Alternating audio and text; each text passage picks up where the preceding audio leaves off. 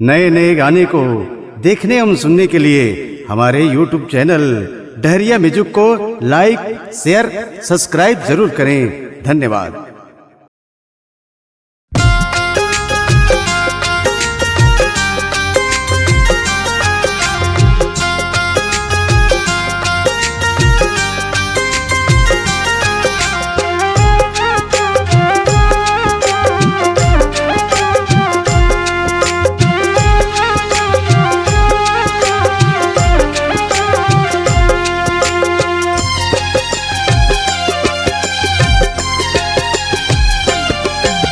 झंडा हो भैया मोर लड़ना है लड़ाई बीच मैदान में।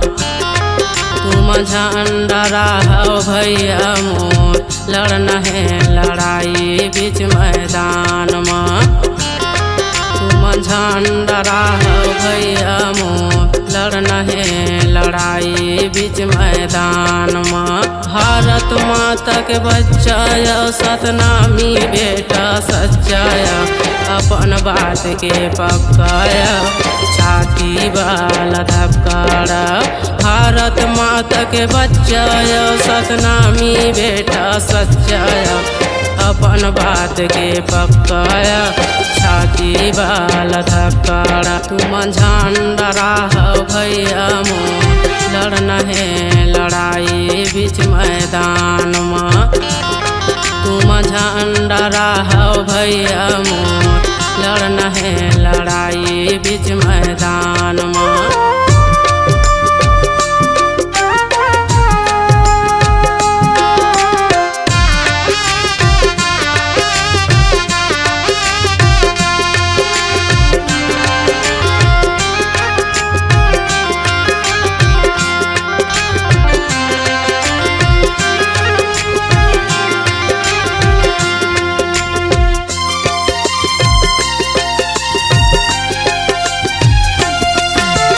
भारत माता के बच्चा सतनामी बेटा सच्चाया अपन बात के पक्काया छाती वाला धक्काड़ा।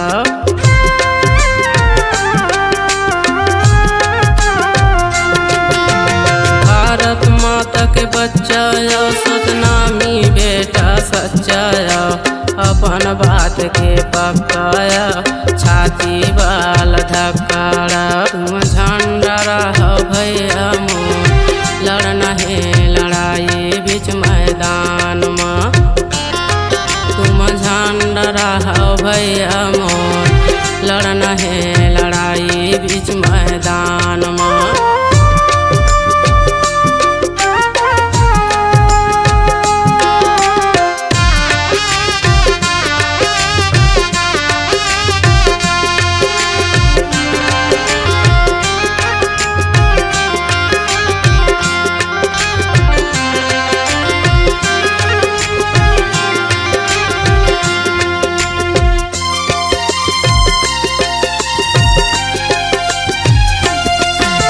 पीठ दिखा के भागत थे लगई थे बुद्धिल छाती अड़ा के लड़ाते भैया थे घर पास है दिल।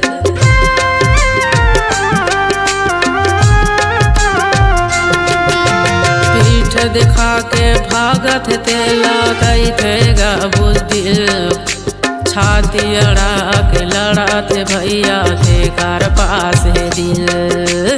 नैये कपट सतनामी मन मन हर हवाए गंगा झंडा हो भैया तू मन मता देवा गदंगा। तुम झंडा हो भैया मोर लड़ना है लड़ाई बीच मैदान में। तुम झंडा हो भैया मोर लड़ना है लड़ाई बीच मैदान में।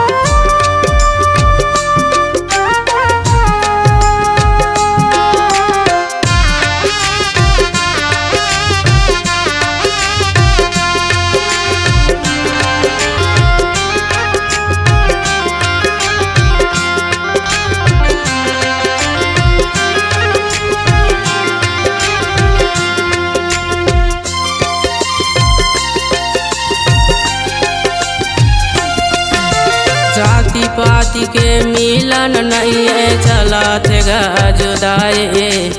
अब तो तू ना लड़ना है भैया शेर के तरह लड़ाई।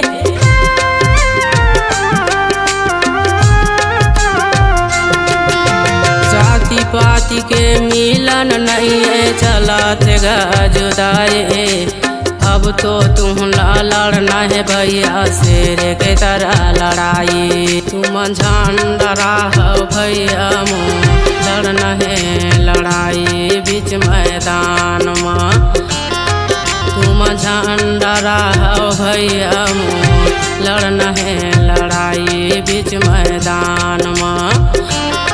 तुम झंडा हो भैया मुँह लड़ना है लड़ाई बीच मैदान में।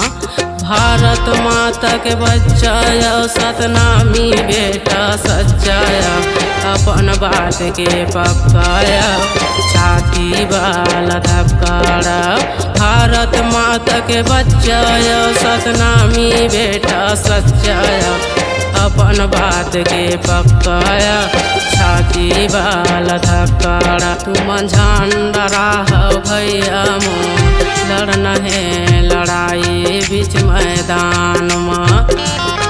तुम झंडा हो भैया मुँह लड़ना है लड़ाई बीच मैदान में।